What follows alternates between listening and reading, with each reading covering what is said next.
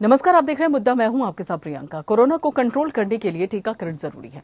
संपूर्ण टीकाकरण की मुहिम पूरे देश में जोरों शोरों से चल रही है। ज्यादा से ज्यादा लोगों को टीका लगाने की कोशिश की जा रही है, लेकिन अभी भी काफी काम बाकी है। खासतौर पर ग्रामीण और दुर्गम इलाकों में टीकाकरण मुहिम मंद चल रही है। यहां पर पंजीकरण भी बेहद कम हो रहा है और गोवा, मणिपुर, मेघालय, मिजोरम, नागालैंड जैसे छोटे राज्यों में ग्रामीण इलाकों की स्थिति तो और भी ज्यादा खराब है। सुप्रीम कोर्ट द्वारा कोविन प्लेटफॉर्म पर टीकाकरण के लिए ग्रामीण आबादी को पंजीकृत करने के लिए कॉमन सर्विस सेंटर को शामिल करने की बात कहने के 1 महीने के बाद भी 3 लाख सीएससी महज 0.5% से भी कम आबादी के हिस्से में पंजीकरण करा पाए हैं। अब पंजीकरण ही कम हो रहा है तो फिर टीकाकरण कैसे होगा? आईटी मंत्रालय द्वारा संचालित और प्रबंधित सीएससी को ग्रामीण शहरी डिजिटल विभाजन को पाटने के सरकार के प्रयासों में महत्वपूर्ण नोट्स के रूप में देखा जाता है। और साथ में एक और कारण है कि डिजिटल डिवाइड या फिर मोबाइल फोन ना होना, जिससे कि ऐप पर रजिस्ट्री नहीं हो पा रही है। दूसरा कारण है कि टीके की कमी और साथ में जागरूकता की भी कमी है। अफवाह के कारण भी टीकाकरण प्रभावित हो रहा है। और वैसे टीके की कमी को दूर करने के लिए देश में ड्रोन के जरिए कोरोना टीका और दवा की आपूर्ति करने का ट्रायल 18 जून से बेंगलुरु के पास ही गौरी बिदनानूर में शुरू होगा। और देश के दुर्गम इलाकों में रहने वालों को भी कोरोना वैक्सीन देने की तैयारी शुरू हो गई है। दुर्गम इलाकों के साथ देश के आखिरी छोर पर रहने वाले नागरिकों के लिए ड्रोन से वैक्सीन पहुंचाई जाएगी। और भारतीय चिकित्सा अनुसंधान परिषद यानी कि आईसीएमआर की तरफ से सरकारी कंपनी एचएलएल की सब्सिडायरी यानी कि एचएलएल इन्फाटेक्स ने ड्रोन संचालित करने वाली कंपनी से करार करने के लिए टेंडर जारी किया। लेकिन बुनियादी समस्याओं को भी दूर करना होगा। ग्रामीण हेल्थ केयर सेंटर्स को और मजबूत करना होगा। लोगों को और भी जागरूक करने की जरूरत है। तो यहाँ पर गांव में वैक्सीनेशन की प्रक्रिया काफी धीमी है। हालांकि ये माना जा रहा है कि कोरोना के चलते जो कोरोना संक्रमित मरीजों का आंकड़ा है वो जरूर कम हो रहा है, लेकिन गांव में स्थिति अगर देखी जाए तो अभी नियंत्रण करने में काफी समय लग सकता है। लेकिन सबसे अहम बात है कि आखिर वहां पे वैक्सीनेशन की प्रक्रिया धीमी क्यों है। इन्हीं सवालों का जवाब ढूंढने के लिए हमारे खास मेहमान हमारे साथ जुड़े हुए हैं। आपको बता दें कि देवदत्त हैं जो कि एक्स आईएएस हैं, और उसके साथ ही डॉक्टर अनिता रमेश है जो कि सीनियर डॉक्टर अपोलो हॉस्पिटल में है। दोनों हमारे साथ हमारे खास मेहमान जुड़े हुए हैं। देवदत्त जी, आप एक्स आईएएस ऑफिसर भी रह चुके हैं। ऐसे में क्या लगता है आपको, गांव में अगर वैक्सीनेशन को लेकर रफ्तार मंद हो गई है, धीमी हो गई है, कौन से बड़े फैक्टर हैं जो इसके पीछे काम कर रहे हैं? देखिए, गांव के अंदर एक तो जानकारी का अभाव है। दूसरा, ये जो मोबाइल फोन से हर व्यक्ति के पास मोबाइल नहीं है और लॉगिन करना लोगों को जानते नहीं है। फिर पहले हर व्यक्ति का लॉगिन करना अनिवार्य होता है, उसके बाद तो स्लॉट का देना होता है। तो ये सब चीजें लोग नहीं कर पा रहे हैं। इसमें मेरा मानना ये है कि एक अवेयरनेस की बहुत बड़ी कमी है। और मेरा जो एक्सपीरियंस है अभी, ये जैसे पोलियो का कार्यक्रम चला था, उसके लिए कि भी काफी रेजिस्टेंस हम लोगों ने देखा था कि कई सारे गांव में रेजिस्टेंस होता था और लोगों को तरह तरह की अफवाहें फैलाकर लोगों को भ्रमित किया जाता था। तो इस संबंध में मेरा अनुरोध होगा कि जो गांव स्तर के हमारे कर्मचारी गण हैं, चाहे वो आंगनबाड़ी हो, तो वो हमारे सेक्रेटरी हो, जो हमारे ग्राम विकास विभाग के सेक्रेटरी हो, लेखपाल हो, और हमारा इतना बड़ा इंफ्रास्ट्रक्चर मेडिकल का भी पीएससीज हैं, पीएससीज हैं, और उनके सभी पैरामेडिकल कि जो हमारे ऑफिशियल्स हैं, वो हैं, डॉक्टर्स हैं, तो एक संयुक्त प्रयास करने की डिस्ट्रिक्ट मजिस्ट्रेट के अगुवाई में करने की आवश्यकता होगी। इसके अलावा मेरा यह भी मानना है कि इसमें जो हमारे धार्मिक गुरु हैं, किसी भी धर्म के सभी गुरुओं को अपील करने की आवश्यकता है कि ये टीकाकरण के बिना आपका कोई बचाव है नहीं। अभी जैसा कि बताया जा रहा है कि तीसरी वेव भी आने वाली है, जैसे कि इंग्लैंड में हो रहा है, तो ये धर्म गुरुओं का भी फर्ज बनता है। दूसरा, जो मुअज्जिज़ लोग हैं गांव के अंदर, बहुत सारे हमारे आर्मी के रिटायर्ड पर्सनल्स हैं, हमारे पुलिस के पर्सनल्स हैं, जो रिटायर्ड लोग हैं, उनकी भी एक समिति बनाकर, और हमारा ये कहना होगा कि ये प्रयास न केवल सरकार की तरफ से हो बल्कि सामाजिक लोगों की तरफ से भी अगर प्रयास नहीं होंगे तो इसमें सफलता नहीं मिलेगी। ठीक है। इसलिए ये आवश्यक है कि इसमें सबसे पहले जागरूकता बहुत पैदा करने की बात है। और जो हमारे गांव लेवल पर जो अधिकारी पोस्टेड हैं या गांव लेवल पर जितने हमारे रिटायर्ड पेंशनर्स हैं, हमारे टीचर्स हैं, इन सबको भी लगाने की आवश्यकता है, ताकि घर घर तक ये बात पहुंच जाए कि आप ही के हित के लिए ये कार्य किया जा रहा है। ठीक है। और मैं तो कहूंगा कि गांव के जो प्राइमरी स्कूल्स हैं वहां पर टीकाकरण की एक डेट निश्चित कर दी जाए और ये इंश्योर किया जाए कि अधिक से अधिक संख्या में ग्रामीण वहां पर जाकर और टीकाकरण का लाभ ले सकें। ठीक है, बिल्कुल। यहाँ पे अनिता जी भी हमारे साथ जुड़ी हुई हैं। अनिता जी, अगर देखा जाए तो गांव देहात में टीकाकरण को लेकर कॉमन सर्विस सेंटर बाकायदा देखने को मिल रहा है। क्या भूमिका है इसकी इस टीकाकरण को पूरी तरीके से सफल बनाने में? जो कॉमन सर्विस सेंटर तो कोविड जो ऐप है उसमें दिखाई दिया हमारा ये शहरों और रूरल ग्रामों में बहुत सारे डिफरेंस है। ओके, रजिस्ट्रेशन रेट बहुत ही कम है। ओके, बट अब अगर देखेंगे तो 25 करोड़ से आदमी ऑल इंडिया में वैक्सीनेशन हो चुका है कल तक। तो उसका फिगर ज्यादा है, बट कोविड ऐप का रजिस्ट्रेशन बहुत ही कम है। इसके काफी कारण है, खाली रूरल एरिया में नहीं है कि वो लोग मोबाइल से लॉगिंग नहीं कर पा रहे हैं। इवन सिटीज में बहुत सारे आदमी हैं जो उनका उम्र ज्यादा है, उनको पढ़ाई लिखाई नहीं है, थोड़ा बहुत जानते हैं। काफी आदमी डिजिटल उनका एक्सपीरियंस भी नहीं है, तो वो लोग नहीं लॉग इन कर पा रहा है। तो उसीलिए कोविड रजिस्ट्रेशन कम है। और इसी हिसाब से मेरा ख्याल से इसी से आप मेजर नहीं करना है कि रूरल कितना आदमी कोविड ऐप से आया है, कितना आदमी। हमको चाहिए सारी होल कंट्री को वैक्सीनेट करना। अगर हमने 25 करोड़ अभी तक वैक्सीन कर चुके हैं तो ये बड़ी बात है। आया है कोविड ऐप से, नहीं आया है कुछ नहीं है, because that is not very important now. हमको सबको बुला करके आना है। रूरल एरिया जो ग्रामों में वहीं पे हेजिटेंसी है, लेडीज की में कम है हो रहा है वैक्सीनेशन मेंस के खिलाफ से, तो उनको ज्यादा टीचिंग देना है, पैम्पलेट्स देना है। ASHA workers, anganwadi workers, health care workers, उनको घर पे जाना है, बैठ करके बताना है, बोलना है और क्या क्या हो सकता है कोरोना के बारे में, कोविड अप्रोप्रिएट बिहेवियर के लिए। काफी देशों में अभी इंसेंटिव चल रहे हैं कि ओह आ जाइए, हम आपको ये वाला देंगे, तो वो भी है। जैसे हम लोग अभी शुरू किया है, अगर if you don't vaccinate you can not go to foreign university. तो इस हिसाब से हमारा लगातार चलता रहना। आप जो मीडिया कर रहे हैं तो आप बहुत सारे प्रोपोगेशन इससे भी आदमी देखते हैं। काफी आदमी रेडियो भी हम जैसे अभी भी रेडियो सुनते हैं, तो रेडियो में काफी चलता है। तो रेडियो, टीवी के माध्यम, पैम्पलेट, न्यूज़पेपर और आंगनबाड़ी वर्कर्स, आशा वर्कर्स अगर हमारे पास पे जाएंगे तो अब ये हेजिटेंसी कम होगा, आदमी बाहर आएंगे। पर्टिकुलरली लेडीज आ नहीं रहे हैं, लेडीज का वैक्सीनेशन नंबर बहुत कम है। तो उसी हिसाब से अगर कोविड ऐप पे रजिस्टर भी नहीं पा रहे हैं, कोई बात नहीं है, हमको उनको सिखाना है और आदमी भी रखना है। तो द कॉमन सर्विस सेंटर पे वो लोग रजिस्टर कर देते हैं। इवन अर्बन सेंटर्स पे भी हो रहे हैं। हमारा हॉस्पिटल के अंदर है, somebody who sits and enters the thing, ये हमारा ड्यूटी है। बट इसी हिसाब से जागरण, like how you are projecting in the TV, ये बहुत बढ़िया है। आप भी देखते रहेंगे और बोलना, और भी ये बोलना है कि इंडियन मेड वैक्सीन बहुत ही सेफ है, इसमें ज्यादा साइड इफेक्ट नहीं है और बहुत आदमी अच्छे कर रहे हैं और जिसको वैक्सीन लगा उतना तेजी से कोरोना वायरस का इन्फेक्शन नहीं हो रहा है। तो इसी हिसाब से कंटिन्यू करना है। मेरा ख्याल से अभी वैक्सीन वेस्टेज कम हो गया है और बहुत आदमी धीरे धीरे सेकेंड वेव के बाद ज्यादा आदमी काफी पहले से ज्यादा जल्दी आ रहे हैं वैक्सीन लेने के लिए। ठीक है, देवदत्त जी एक बात बताइए। चलिए ठीक है, यहाँ पे कॉमन सर्विस सेंटर भी काम कर रहे हैं जैसे कि अभी अनिता जी बता भी रही थी, लेकिन उसके जरिए भी अगर देखा जाए तो आंकड़ा बहुत कम है रजिस्ट्रेशन को लेकर। और सबसे अहम बात, पिछले दिनों में हमने लगातार खबरें भी सुनी है, जब बाकायदा यहाँ पे वैक्सीनेशन की टीम कई गाँव देहात में पहुंचती है तो वहां पर लोग वैक्सीनेशन की टीम होती है उनके साथ या तो मारपीट शुरू हो जाती है, या फिर ये देखा जाए कि वैक्सीनेशन के डर से कोई अपने खेत खलिहानों में जाके छुप जाता है। मतलब इतना विरोध देखने को मिला गांव देहात में वैक्सीनेशन को लेकर, अलग अलग तरह की अफवाहें कि यहां पर जो वैक्सीन लगाने के बाद किसी के बच्चे नहीं होंगे, दूसरी समस्याएं शुरू हो जाएंगी। इन जो चुनौतियां हैं इनसे कैसे पार पाया जाए, क्योंकि जब तक इन चुनौतियों से पार नहीं पाया जाएगा तब तक गांव देहात में वैक्सीनेशन की प्रक्रिया को सुचारू रूप से चला पाना सबसे बड़ी चुनौती है।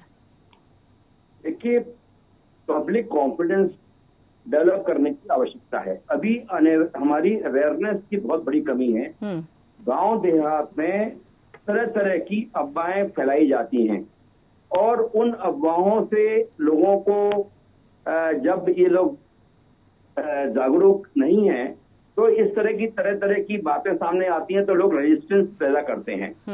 मेरा कहना यह है कि सबसे पहले आवश्यकता इस बात की है कि कॉमन पर्सन को ये बताया जाए कि बिना वैक्सीनेशन के उसका कोई भी कोरोना से कभी भी उसको नुकसान हो सकता है, जानलेवा बीमारी है और न कि विश्वव्यापी है, ये वैश्विक बीमारी है और ऐसा नहीं है कि खाली भारत में ही है, सारे संसार के सभी देशों में आया है।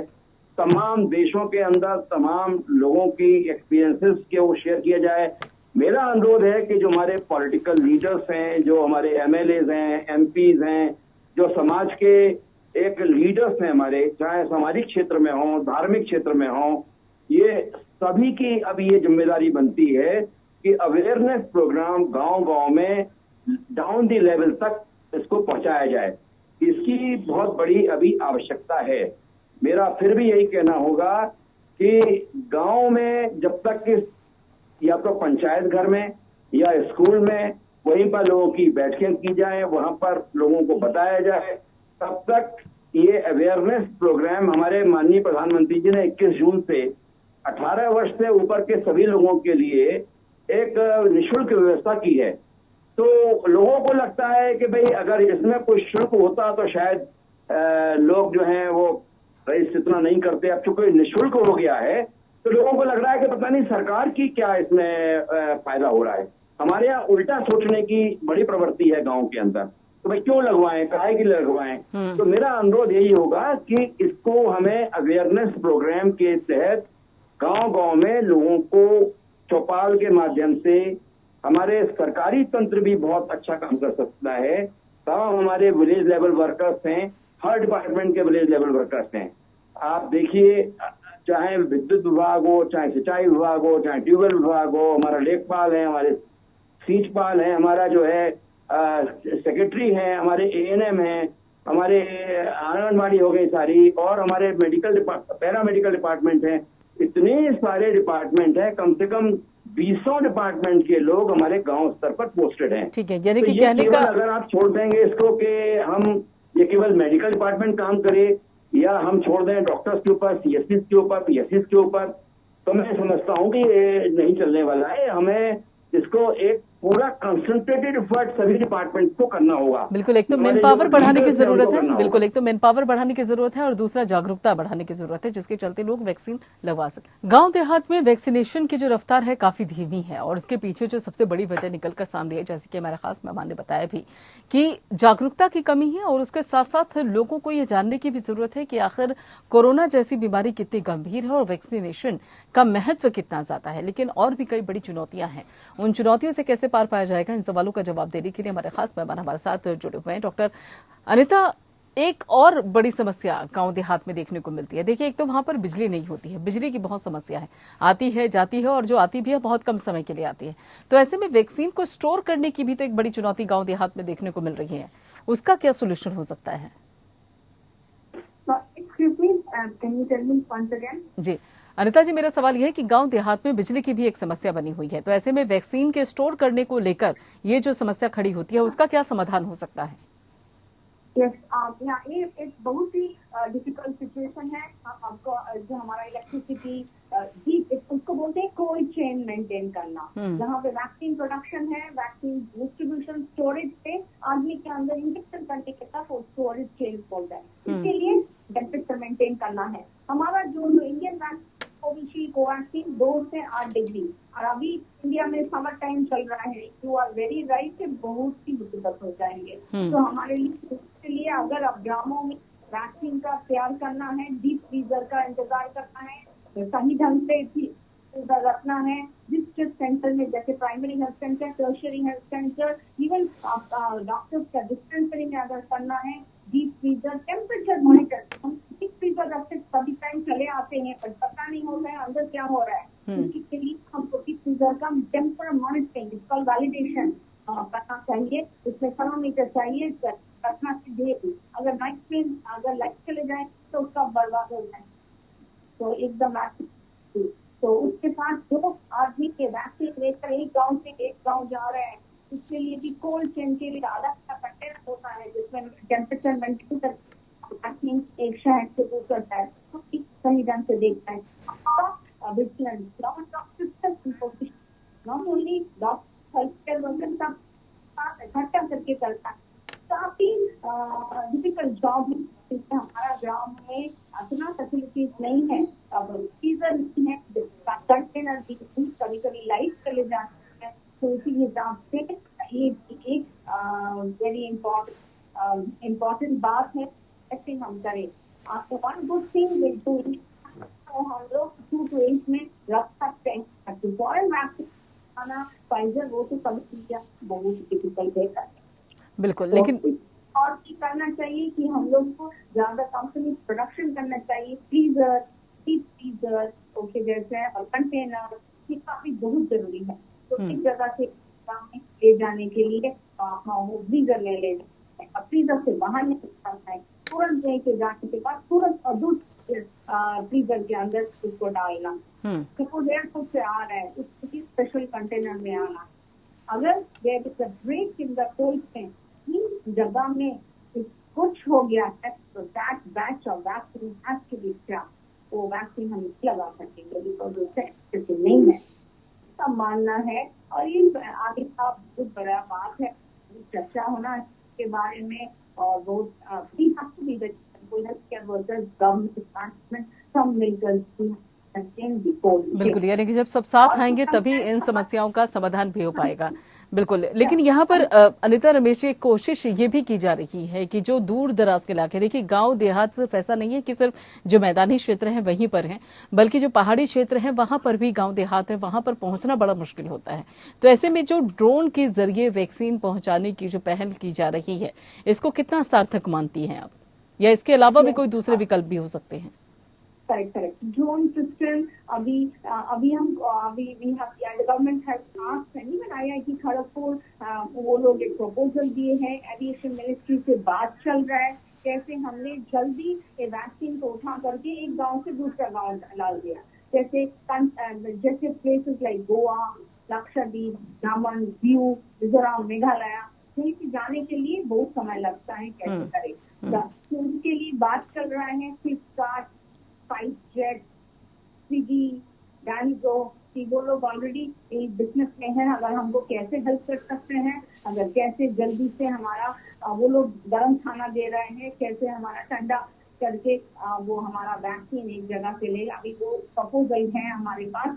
ड्रोन सर्विसेज और क्या होता है, it is minimum aviation industry जैसे पैराशूट तरफ जैसा है, एक जगह से उठाइए, एक आदमी रहेगा उनके साथ, तुरंत not more than 35 kilometre, 100 metre के ऊपर नहीं जाएंगे, वो हवा से फ्लाई करके ड्रॉप करेंगे एंड उसके अंदर रहेंगे और मेंटेन करेंगे जल्दी से।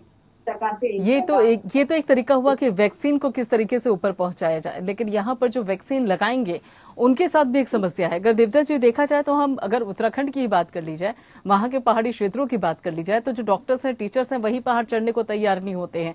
तो ऐसे में वैक्सीनेशन जो टीम है जो वैक्सीन करेगी, उसे कैसे पहाड़ चढ़ाया जाएगा?